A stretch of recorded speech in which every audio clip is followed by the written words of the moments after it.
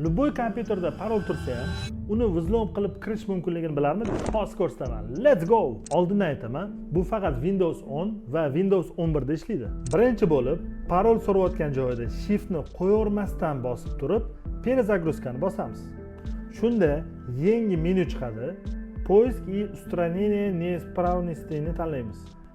Дополнительные параметры komandli strokaga kiramiz. Endi shu joyda regedit deb yozamiz. HK local machine ga kirib, tepada faylga kirib, загрузить kust degan joyga kiramiz. Endi C ga kiramiz.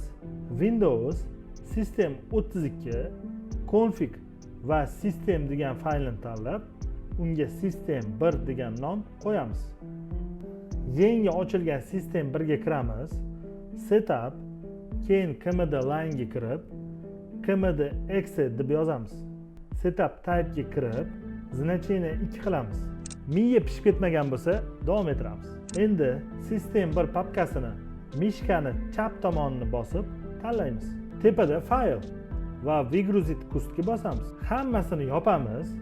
Kompyuterni o'chirib, boshqatdan yoqamiz. Endi oddiy parol emas, mana bunday narsa chiqadi.